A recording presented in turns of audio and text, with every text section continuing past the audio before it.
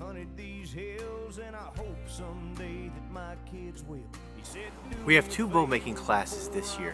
One is coming up 3rd week in March this month, and the other one is not until the 2nd week in September. About a month ago, we cut down a large ash tree so that we can make many staves without taking too much off the landscape. I thought it would be fun to show you the process from the very start of selecting trees all the way through to the finished product of making one's own bow. It's my hope that you'll find some new techniques and share some of your own skills so that we can further our own best practices when it comes to traditional bow making.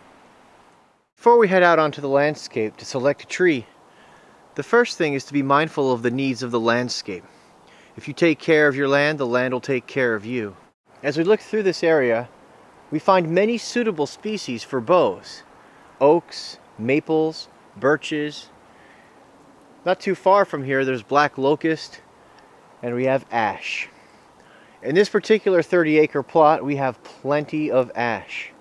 We don't have a lot of white oak since we're in the northernmost part of its territory, and the red maples, while plentiful, are used for sugaring. Its density and personality makes it a forgiving wood for beginner carvers, and it makes a fantastic bow. The drawbacks to white ash are that it tends to take a set after a number of years, especially with heavy use. But with proper care and maintenance, it makes a serviceable, if not excellent, hunting bow. The idea is to harvest your bow wood in such a way as to increase the vigor and biodiversity of your landscape without depleting any one species. For our purposes, white ash is a perfect choice. The typical diameter of a bow with stone tools would be anywhere from 2 inches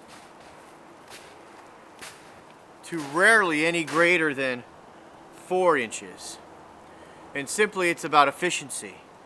With a rock tool, it's easy to abrade halfway through a trunk this thick, pull until it splits or barber poles, and create 2 staves without having to use any wedges to split down the vertical axis of this tree.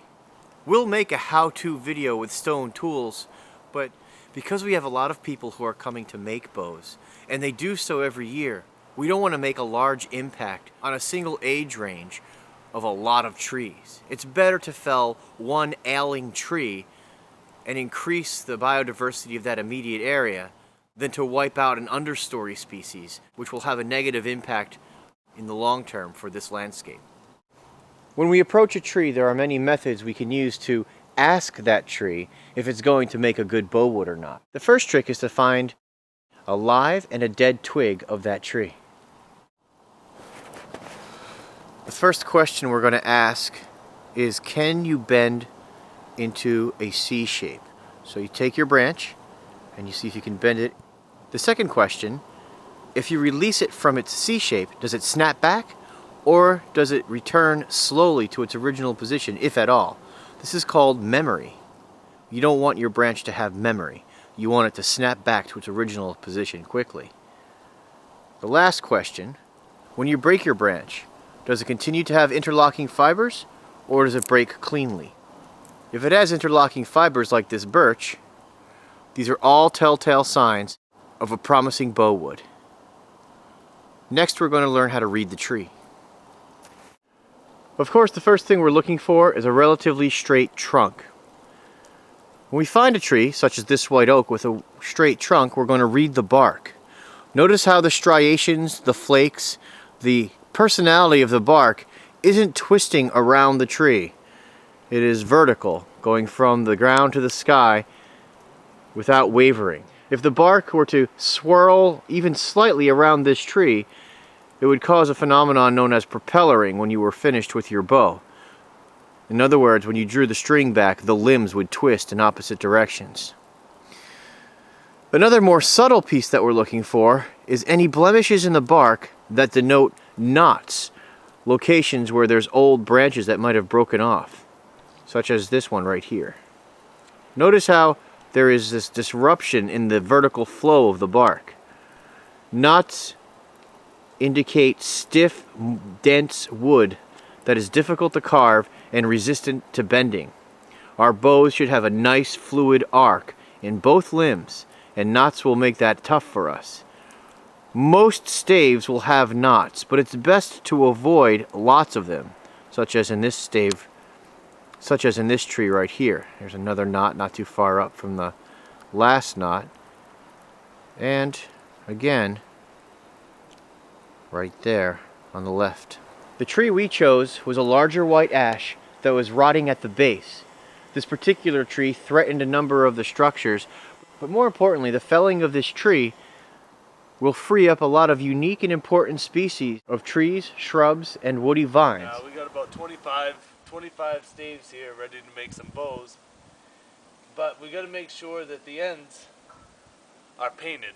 Now the reason for this is this was green and it's going to want to dry out, and if we don't paint the ends, if we leave them open, it's going to dry out fast and it's going to crack.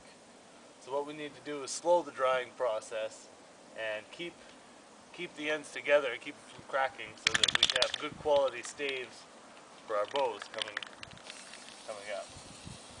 We want to make sure that it's good and there's a good layer on here, because if we just do one coat with the thin layer, it's probably not going to give us what we need and it's probably still going to crack. So you can see we've already painted it once. We're going to put another coat on here, maybe even one more on top of that.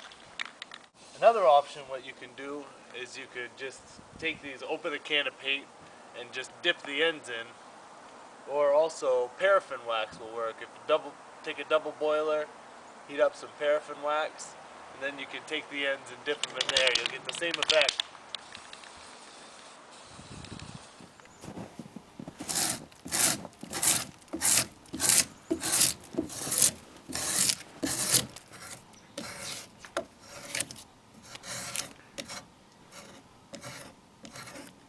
I don't know if you can see, but there's the wood just starting to show up there.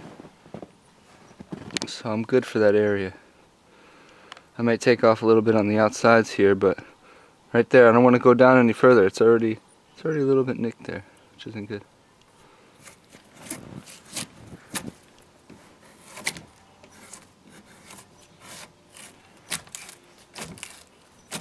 It's about 30 ash bow staves from the tree that we cut down. If you look at the bark here, this is where the bark was. You can still see some remnants of the inner bark. This was hard to get off with the draw shave because it was really wet, and the bark kind of undulates a little bit, or the wood does rather, so the bark gets stuck in these holes here. I'm going to take a cabinet scraper once it dries a little bit and just touch it all up. Shouldn't be too much more work. Remember what I taught you and pass it on.